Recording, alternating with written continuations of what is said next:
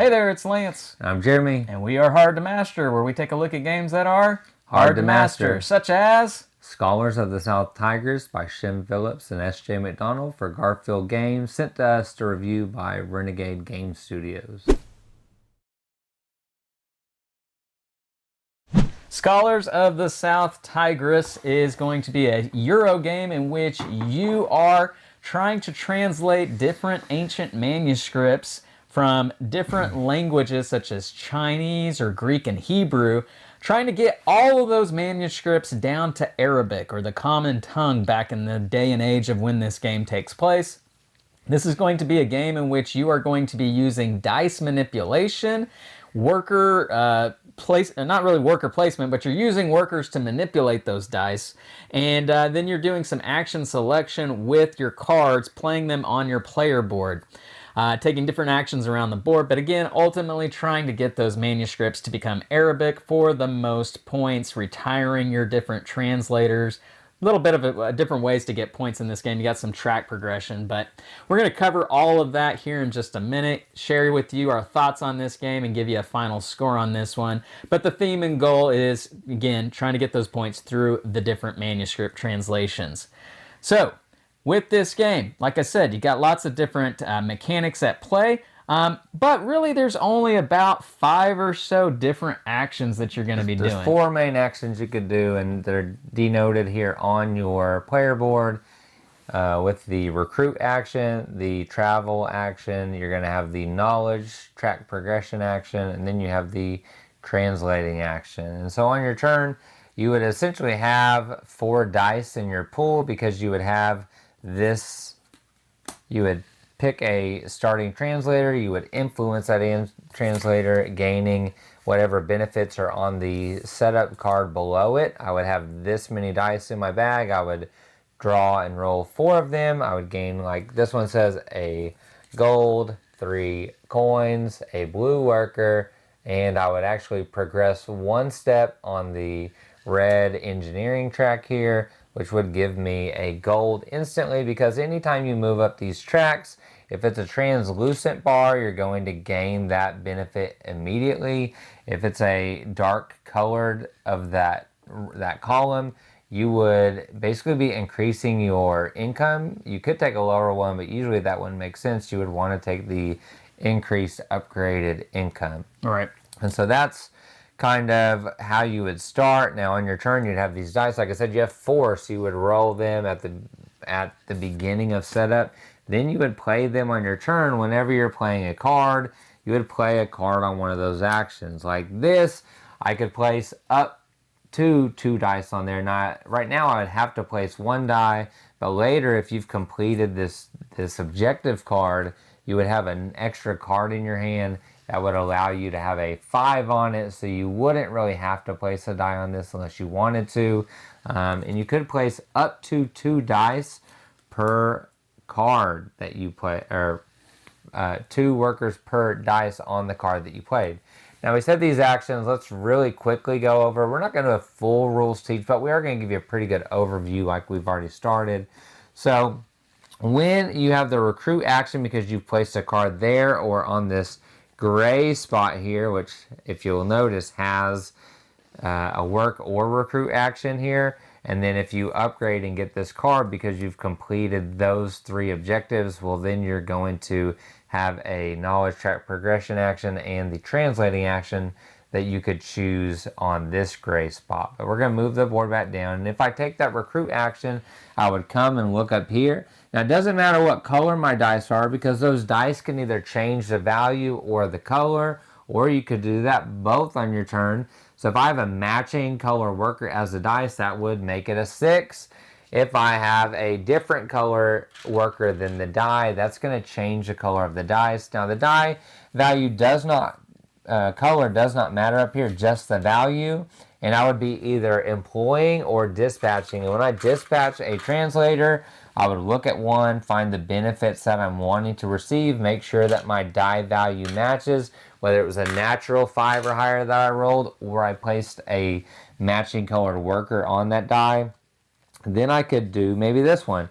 which if I dispatch them, I would get to, for instance, there's a lot of iconography, so we're not going to go over every single icon that you can see, but this one here says I could take or place a gold on a translator. Now, if I've influenced one, which would have this influence token, and we'll say that I did this one, then I could place a gold there by taking this action. Now, I probably wouldn't want to do that on this one right away.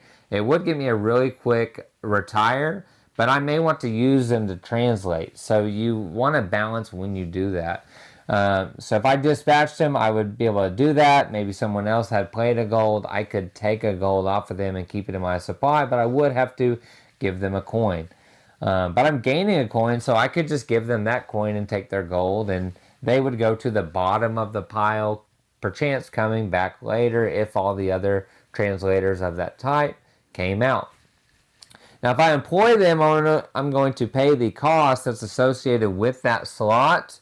And it kind of matters because there's a benefit that you're going to gain, whether it's gaining dice to your hand, expelling white die from your bag or hand, or you could maybe place influence in one of these Caliph towers, or you could gain workers, things like that, influence a card, which makes people pay you coins. So if I employ somebody, they come down here, and if I look above, like we said, retiring, the gold above it is how much gold they will acquire over translating different scripts before they retire and come to your board. So that is your two choices with recruiting. I can dispatch gaining these benefits, like this one would be placing an influence here and gaining a coin, or I could hire them down here, paying the coins, getting a benefit. If I choose the work action, which would mean I played the card on the horse icon, then I would move my disc here a number of spaces up to the die value that I placed. And if I'm able to match the color, I would gain an additional benefit. Now, if I land on a black space, I'm going to have to pay 4 coins to move that associated script over. And again, if somebody influenced that card, you would pay a coin. If I land on one of these white spaces, I'm going to gain the benefit of that space. So if I had moved here, because I'd played a 2, let's say I had a 12, because you can go 12 spaces. I really wanted to get this card over, and I had 12 die value on my card, whether I used workers to make it up to 6 or I rolled 6s. I'm going to move this over. Now, whenever I pick, it doesn't matter the color for placing this, but it will matter the color for translating it. And if I know that I have workers and stuff, or maybe I want to get this objective right here, which would be to translate the purple Caliph, and the other people have green and orange, they may be going for that, so I could put this here. That's all that is moving it over from here. I'm going to move up this track. I'm going to gain 2 influence in that region, and then a gold, spending those coins. Now that's there and can be translated. So that's how that would work. Then we would replace it with a scroll card, and the game would continue until these 4 Caliph cards get placed, which would require Caliph scoring. And there is this handy dandy player count card that will tell you how many you're going to put in the game in setup. And there's a casual, and then if you want it slightly longer, you can do an epic game. Now the third action we said is track progression, and if you have less than a 4, you can just place any die, it doesn't matter the color, and you're going to get 1 worker of your choice and a coin. And again, those workers help you to change the value of the dice. That's all they really do. Or change the color. Dice and color, but they're changing the die. They're not coming out on the board. Yeah. You can use them also when paying for things, like she'll use one, spending it to move up one of the primary colored tracks. Now, primaries are easier to move up because you have those die dice available to you. These dice are easier to get than these dice. Yeah, and you can change your colors with the workers to achieve this, but getting the dice is generally harder. And so I would maybe have a 4 of a yellow, and I move up 1 space, paying a gold, gaining 2 coins. And again, you would gain the benefit of that. And at the end of the game, these yellow symbols, if you play Garphill games, they're going to give you victory points for each one. You've made it to that level, and if you get to the top, for each one's 5. Now, if I want to do it without paying gold, I need to place that color value of 8 or higher. And again, you can use workers to make that happen, gaining 2 coins and moving up without paying the gold. But if I have an excess of gold, I could spend 2 gold and 10 value of a color to move up that twice and gain the 2 coins. So it saves you from having to spend an extra action to move up, but it does cost more money. Now, as you go, you're going to get immediate benefits, and we said upgrade that income. And if you ever get to the top and you gain more of that one, you're either going to gain a gold if it's primary, or you're going to gain an influence in that Caliph Tower depending on the color. The last action is translating, and there has to be a scroll over here in the towers for you to translate, and you must be able to pay gold and coins to translate it. And you always have to go from whatever the card is. So this is Hebrew, so I would have to get that from Hebrew to Arabic, and it just so happens that the guy that I influenced in the beginning of the game can go from Hebrew to Arabic. He knows both of them, so he can translate that himself. So all I would have to do is play that gold there. I would be able to translate it, which would give me this card. It would go to the side with my starting one. And if I've got the Hebrew one to start, I've got a really good start. And I need to get something that's going to, like this, give me extra for Hebrew. Let's get this out there so they can see it. So yeah, so this one will give you an extra point for every Hebrew. Well, now I have 2. So as long as I don't have too many white die, this is going to gain me a lot of points. Plus, I get 3 here. Plus, I have 2 Hebrew now, so that's 5. And I would immediately move up on the mathematical track.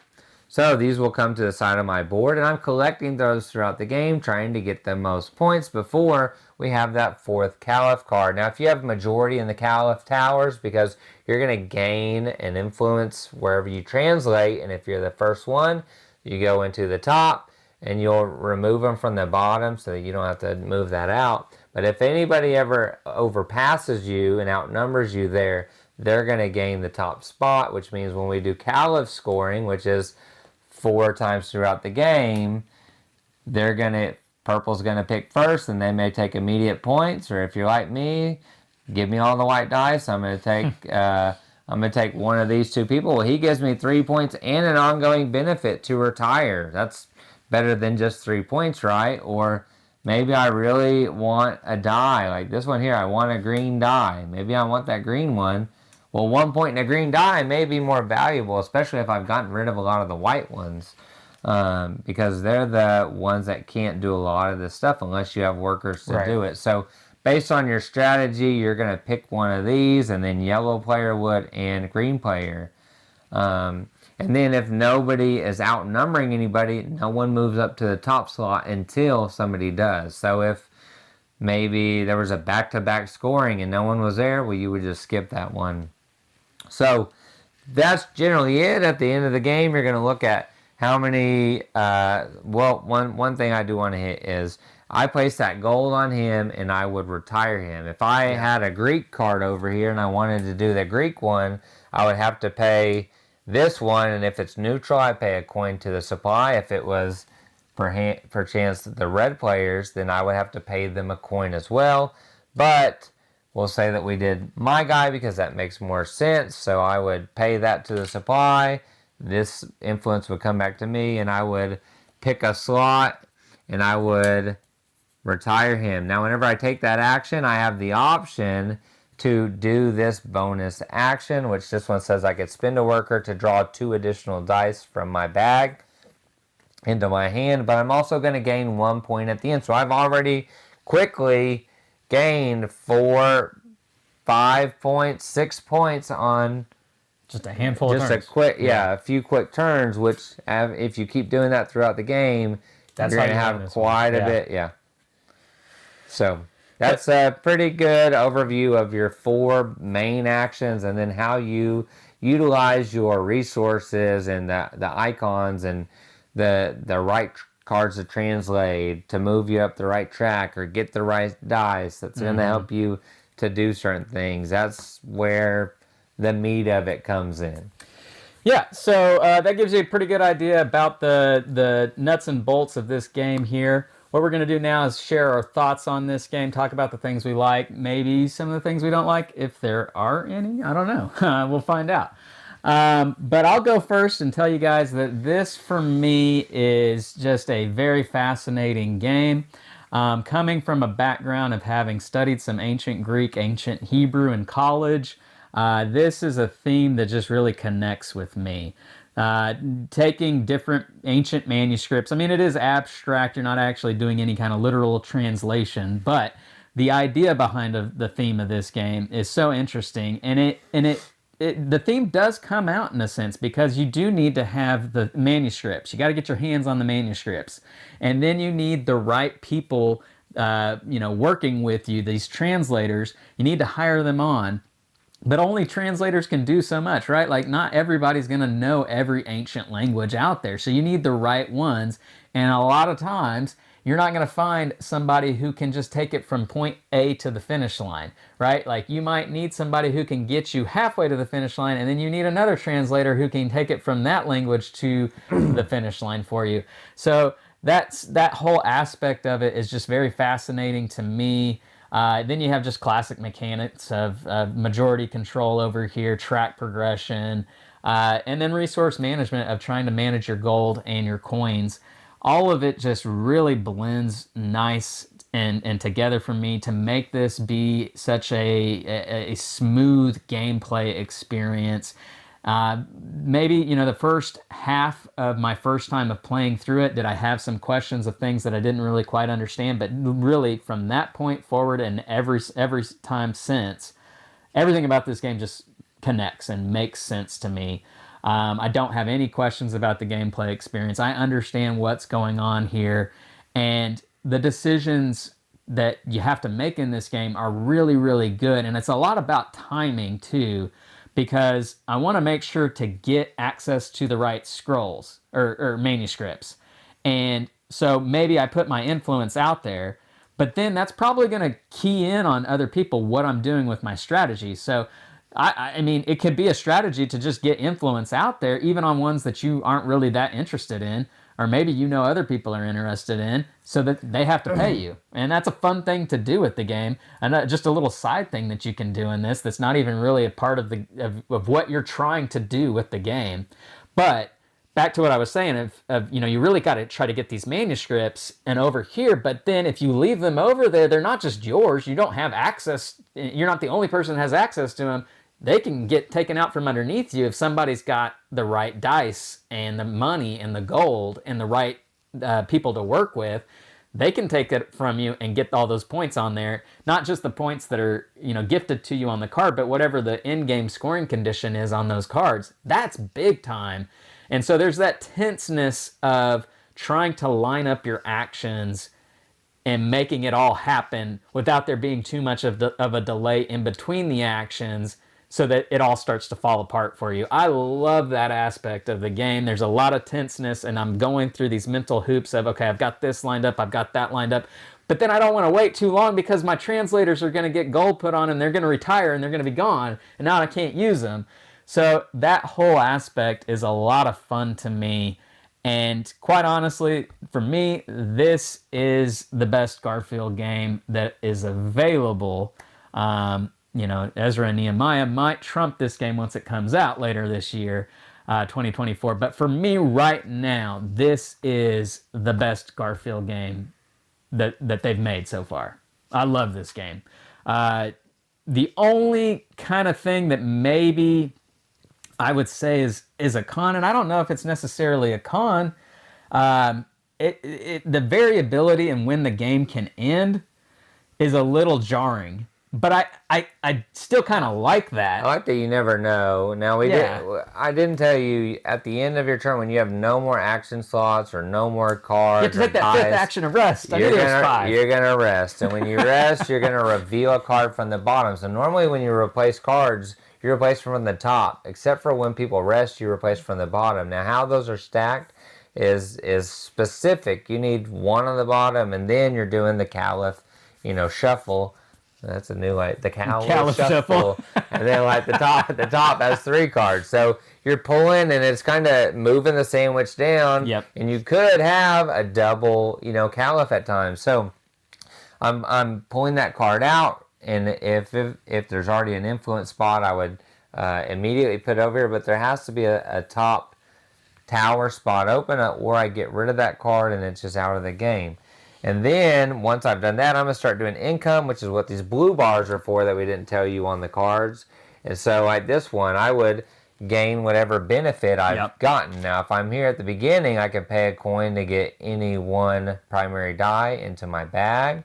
But if I've upgraded it up to here, well, now I'm getting a primary die for free, and I'm getting rid of a white out one. That crappy white dice. This is, the pre-printed ones are going to give you a coin or let you take a white die to gain a gold, and I strongly support that decision. Lance doesn't. And no, I did it a lot the last game. No, you passed on it. No, this one would give you a white worker, and then, like I said, if you upgrade this slot and you don't play a card, you get an extra die, which can be beneficial, especially if you don't move up this track, because the blue one is always going to be the same, and it's always going to be here on the back of your starting resource card is your player aid card, and it will allow you to draw or top up is the words I use.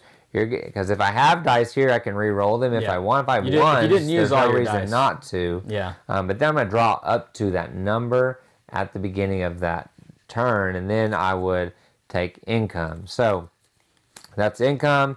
Then after I take income, I would return all the dice to my bag. All the workers go to the supply because they don't get reused unless you didn't use them. But if they're on your cards on your board, they're gone. One and done. I'm going to take the cards back to my hand so that I can use them in the next round.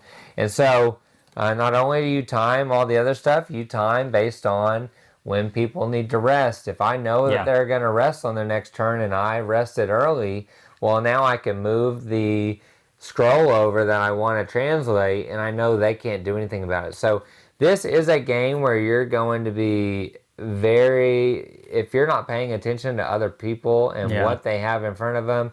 I am always looking at how many people have retired, how many points. Lance will tell you the last game that we played.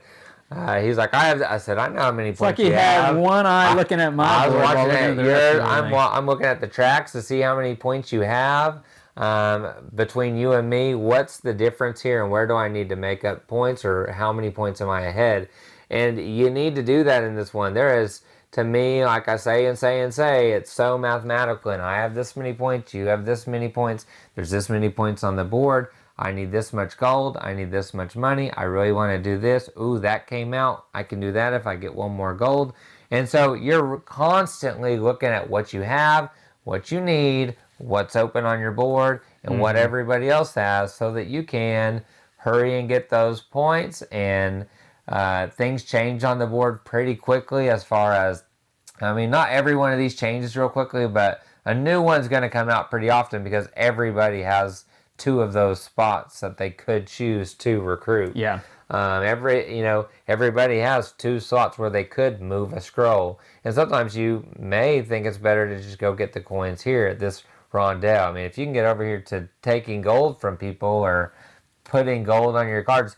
One time I just placed gold twice so that I could retire 2 people, and one person was like, ooh, that was that's what I'm glad you did, that was a really good action. And then some people are like, oh man, that was a really good action, I didn't know that was even something that you could do. So really paying attention. You're going to want to pay attention to everyone else. This is the game like Scythe and other games where your first game, if you're playing with new people and you've played it and other people have played it, that new person's gonna kind of get stomped. I think, and they're gonna help other people out at times if you're not making them aware of what they did. I think another thing too about it, you're talking about like just being super observant, and I think first time players will catch on to this, but they may catch on too late. Yeah. There's so many things on the board to really keep an eye on, because like if I need one more gold, right? Like there's ways you can get gold in this game that just aren't so super obvious, right? Like I can get a gold here if I move across that if I land on that part, or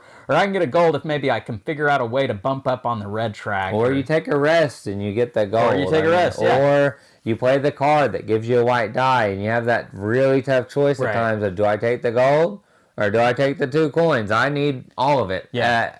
D, C, all of the above. I need gold and coins. Oh no, I can only pick one. I'm gonna have to take another turn to actually get everything I need. Or I can pay 1 coin, which is cheaper than what I was gonna do, to get a gold. Or I can put this guy here who may never retire because people might steal his gold unless you can place extra. Then I can gain 2 gold now. So it's a real good tug of war of I want to use my translators, or I want to put ones out there that other people are going to pay me, and I'm going to get to retire them, which make my actions better, and I get those points. Another thing real quick I'll throw out there that I really like about it is the action selection with your board, right? Because you can only do each of these actions we've talked about at maximum twice and before you have to rest again. Unless there are some translators that you retire, like this lady here, that could give you a 3rd option, and I would recommend at times taking them because they give you points, and it more flexibility, makes you more versatile. If you're not doing the travel action very much, I don't do it that often, occasionally, but if you're not doing the travel action, give yourself other options at that spot. I would agree with that, because that will make your strategy. But I like lean in better. I like that restrictiveness, right? Because like that hampering effect of, well, darn it, I've already used, right? Like I've already hired somebody this turn, and if I use this one already to maybe do the traveling or whatever, like I now I can't take anybody up here, or I can't get people down here, and that having to manage that aspect in addition to managing everything else is just another little spiciness of complexity that I just really love having to do. That mental thinking of managing my action spots on my board is just so cool. And then one other thing about this board too is that the cards that you choose to play and the benefit that they're going to give you for that income, they fire off in this specific order. And there's several times where I'm thinking, okay, I want to make sure I got to get green up here at the front, because this is going to usually let me bump up another track. And so if I've got green before yellow, I want to make sure that I bump up that yellow to get a better benefit for when it fires. So, but here's the thing: a lot of times you'll need to place that gold card there, or you'll need extra die, or you want to place this 5 card that you got. And you have to place green farther. So there's a lot of temptation with the different actions of, do I do this smart move that's going to help me down the road, or do I do the thing that's going to benefit me right now because it's that enticing move right now looks so good and I want to make it happen, but I know there's going to be a price to pay for it later on in the game. I think 2 things real quick. The starting cards, they all go to a different track, and they're going to split up kind of the Caliph towers that you go for, because if I interact, whether I dispatch or employ this specific character, I will gain a white worker from that spot, and it goes to my supply. If I translate a scroll in this tower, because it's purple and it matches, I will gain that blue worker. And if I can move up to the 3rd level of this specific card, says blue track, then I would gain this purple die that's here. Now, that's great because I get all those. It gives me kind of a guide to go towards. Usually I try to knock this out in the first rest or 2. Last game it took me a while because there weren't the cards where I needed them. But then I get this extra action card and I have an extra slot. That is very important, and these cards do guide you kind of in a similar path as other people, but not exact. And if you look, the background of the image actually lines up with everything. Same thing with your player aid too. That's really cool. And so that's one thing. The other thing I was gonna say, I kind of forgot where I was going, but we'll keep going. I'll remember it in a minute. Maybe you'll think of it here as we kind of get to our final thoughts and scores for this game, because for me... Oh, that's what I was going to say. So, different player counts. I've done 2, 3, and 4. I've not done solo. And the setup for this is very easy for the differences, because you're always going to put 4. You're just going to have neutral translators out here. And then you're just going to have a difference in the number of cards you have in between those Caliph cards, which is going to... Everything else is pretty much the same game. You're just playing off a different player count, and it doesn't change the complexity, really. It's just... It's a different feel because you have more or less people that are moving and you're paying attention to and playing off of. Yeah. This is a game where you're going to be playing off of other people. Yeah. Very heavily. All right, so let's get to our final scores for this one. And I've already told you that this is my favorite game from Garphill Games, and they've made some fantastic home run games. They've made another game earlier this year that is in my top 10 list, Legacy of You. I really like that game, and they've made other games just recently that are really good, and they've got games on the horizon that are going to be really good too. But for me, Scarbray. This is just out of this world good. I'm gonna give Inventors. this. Yeah. Inventors. Is Yeah. the next one. That's another one. For me, this is gonna be a 9. I like this one a lot, and like I said, the only thing that is not even a full-on con, because there's a lot about it that I like, is that end game of how it can just rapidly happen to you, and that's not every game either. Like, there's a lot of times those cards are going to come out progressively, and so you'll know, okay, the game is starting to come to an end. I need to kind of find my end game strategy here. I need to wrap things up. But then, once, maybe, I don't know how often it's going to happen, but it could be that next to last card comes, and then the next player rests, and then boom, it's out there, and it's like, whoa, okay, yeah, one more game's over. That's one thing, you have one more turn. So you would finish the round and have one more turn. So in our last game that we played with 4 people, I was first player. The third player had triggered it. You had 2 more turns. Everybody else had 1 turn. Yeah. So yeah. Luckily, you had 2 more turns up. Yeah, and so there's times where that's going to work out for you, and there's going to be times where that doesn't work out for you. And but you got to plan for that. You do have to plan for it. You're going to know it's getting close. Yeah, you do have to plan for it. When you see the third one, you got to start wrapping up and getting last minute points. So that's why I say it's not even really a full-on con for me. And in some ways, it adds to the excitement of the end game with this one, that you're really kind of thinking, can I get this done? Do I have enough turns left?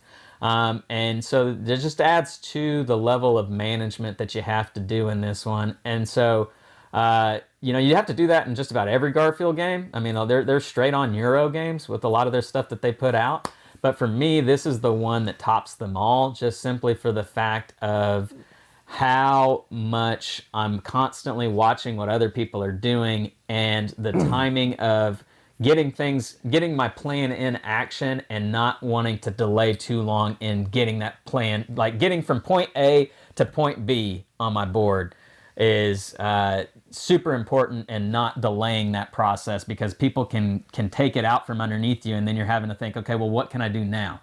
And even when that happens, it's not like, oh, that sucks, like my whole plan is destroyed and now I'm distraught.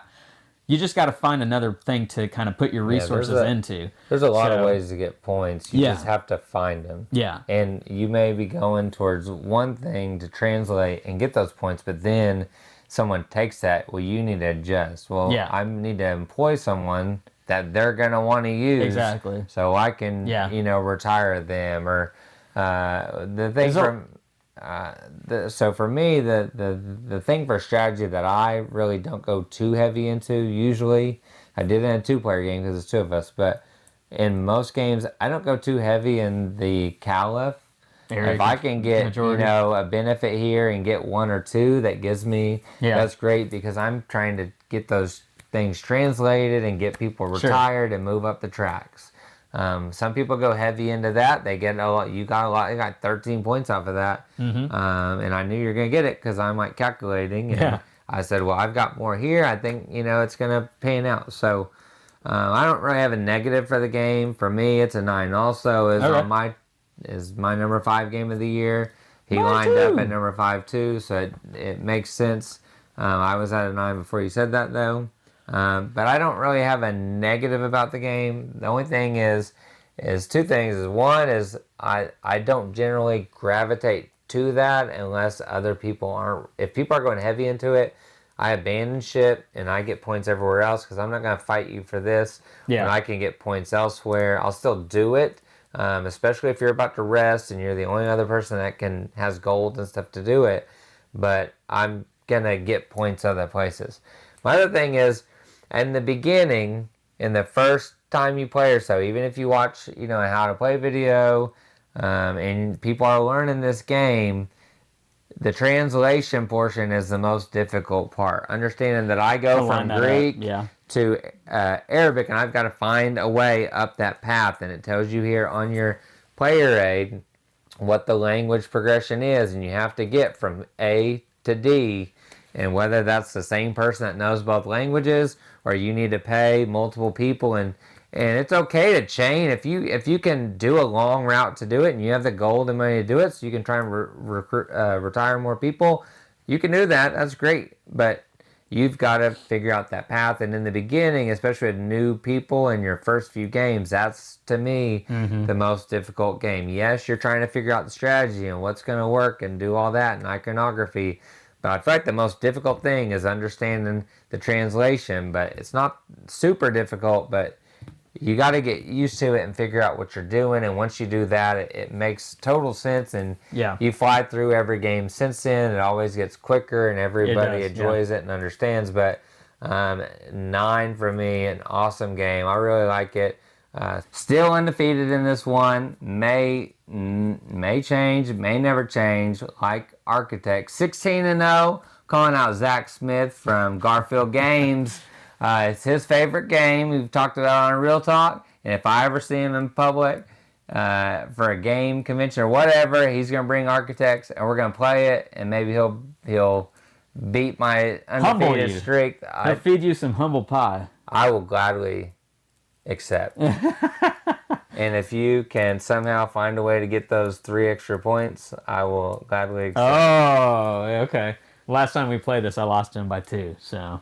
Just one of a couple. Yeah, that happens often in our gameplays. I feel like Nucleum, Kutnahora, I feel very blessed in strategic knowledge right now. I must be moving up the yellow track as usual. We'll keep at this and see. So 9s from both of us. Yes. Definitely check out Scholars of the South Tigris. If you're in the U.S., you can find it at Renegade Game Studios or Garphill's website. Garphill is the actual designer and producer of the game. Shem Phillips and S.J. McDonald. They're making gold over there, man. Amazing duo. Making gold. And we're all excited for Inventors. And I hope you are too. If you like this, and this is heavy, it's supposed to be heavier. And you know me, I can lift the weight, so I'm ready. Leave us some comments down below. Let us know what you think about this game or what you think about Renegade games and Garfield games. Garphill, not Garfield. Garphill games. Garphill. Excuse me. Leave us some comments. Let us know. If you like this video, please, please, please hit that thumbs up, subscribe to the channel, and hit the bell icon to be notified of all of our great new content. I'm Lance. I'm Jeremy. And we are Hard to Master, where we take a look at games that are Hard to master. We'll catch you next time. See ya!